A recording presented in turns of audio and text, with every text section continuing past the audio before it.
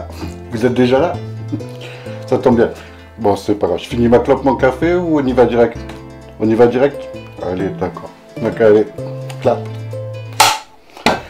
Voilà, donc pour ce premier numéro des tutos d'Imago, aujourd'hui nous allons voir ce que vous avez sûrement déjà vu sur Facebook depuis quelques mois, quelques semaines, certains quelques jours pour d'autres, ou même certains l'ont jamais vu.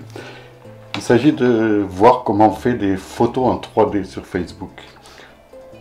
Plus exactement, on les fait sur Photoshop et on les diffuse après sur Facebook. Donc regardez, ça ressemble un petit peu à ça, voilà, on peut voir ça, l'exemple que je vous ai fait il y a quelques jours sur la page pour ceux qui l'ont vu.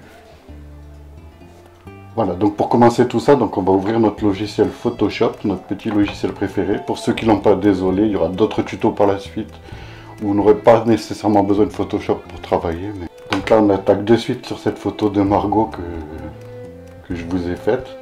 On peut voir un premier plan donc qui est flou, un deuxième plan qui est net et l'arrière-plan qui est flou. Donc on va dans les outils chercher ce qu'on appelle la sélection rapide, voilà, c'est ça, vous voyez. Avec la petite main, comme ça, outil sélection rapide, voilà. Et on va sélectionner un sujet là-haut. Après, on va fignoler un petit peu donc en zoomant. Parce que c'est pas forcément parfait, donc je vais l'accélérer un petit peu.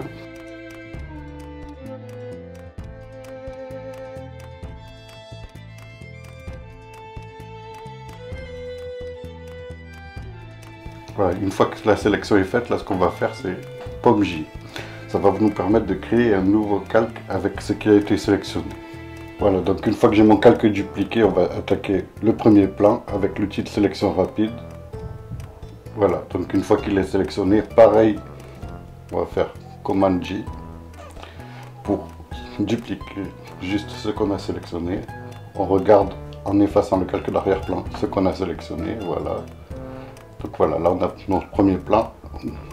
Notre deuxième plan et notre premier plan. Voilà, donc là on a fait le plus gros, hein, le plus gros est passé. Donc maintenant on va créer un nouveau calque qu'on va remplir avec un dégradé. Donc, voilà, un dégradé noir et blanc bien sûr. Donc vous voyez un calque vide hein, avec rien dessus. Sachant que ce qui est noir c'est ce qui est le plus loin et ce qui est blanc c'est le plus près.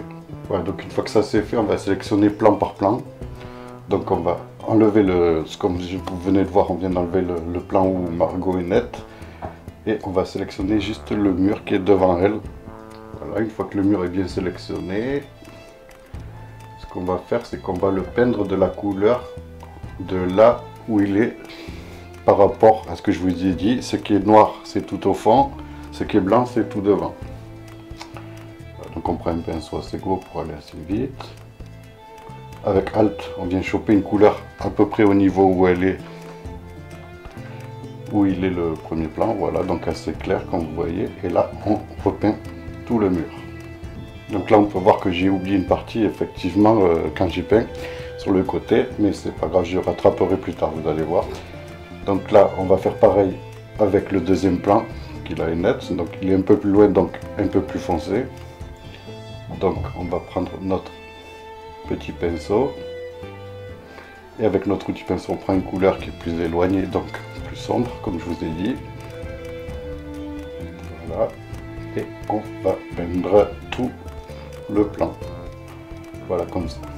Voilà, donc là j'ai vu que j'avais oublié un bout, donc je resélectionne ce qui me manquait, voilà, et je le peins de la même couleur évidemment. Voilà, donc je prends la couleur qui est là avec Alt, voilà, je complète ce que j'ai oublié tout à l'heure. Voilà, donc là c'est la deuxième étape qui est les plus faciles. Voilà, donc là on voit bien nos trois plans. Voilà, donc là on va enlever nos calques et on va récupérer que l'arrière-plan. On met tous les autres calques invisibles et on va dans exportation, exporter pour le web. Donc là on nous propose plusieurs choses, donc on fait bien attention à que ce soit en PNG 24 avec la transparence. Voilà, donc là on enregistre. Voilà, donc là on choisit un nom, donc moi j'ai mis Margot. D'ailleurs merci à toi Margot pour cette photo. Margot 3D, voilà. PNG, hein. Attention à bien que ce soit bien enregistré en PNG. Voilà, enregistré.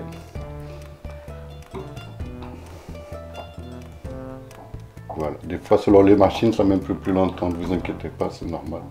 Donc là on remet tous nos calques de profondeur, on va dire. Et on va faire la même chose. Donc exportation, exporter pour le web. Je vais attendre un petit peu. Voilà, donc, toujours PNG. Voilà. On ne change pas les réglages, tout pareil. Donc là, on va mettre le même nom. Donc Margot 3D. En cliquant dessus, ça marche. 3D. Mais on va rajouter underscore, donc le tiré du 8, plus depth.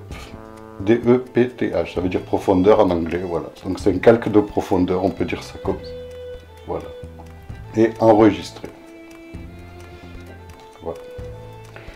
Donc là c'est fini, il n'y a plus qu'à mettre sur Facebook. Donc pour le mettre sur Facebook, comment on va faire? Donc on va sur Facebook. Donc là moi je vais sur la page de Mago. Voilà. Jusqu'à là, et vous allez faire comme si vous postiez une photo tout à fait normale. Ou du moins deux photos. Là on met les deux l'une après l'autre, mais si vous pouvez mettre les deux à la fois, c'est mieux. Voilà. Et là, Photoshop, voilà, et vous voyez, il détecte automatiquement qu'on a voulu faire une photo en 3D. C'est magique. Donc là, il va la créer par rapport à notre calque de profondeur et notre image d'origine. Donc ça prend un petit peu de temps, ça mouline un peu, comme vous voyez, et voilà. Donc on la publie, et là, ça va marcher, vous allez voir. D'ailleurs, n'hésitez pas à rejoindre notre page Facebook, Imago Avignon, voilà. Voilà, et là, c'est fait. Et là, vous pouvez admirer ce que vous avez fait. Bon, ben, en espérant que cette petite vidéo vous a plu. C'est une première, on va voir si on en fait d'autres. Normalement, oui, on va essayer. Donc, je vous propose de nous mettre un petit commentaire, ce que vous souhaitez améliorer, ce que vous trouvez bien. Voilà. Et à très bientôt, et n'oubliez pas de la partager quand même. Ça peut faire plaisir à des gens d'apprendre de nouvelles choses. Voilà, merci, au revoir.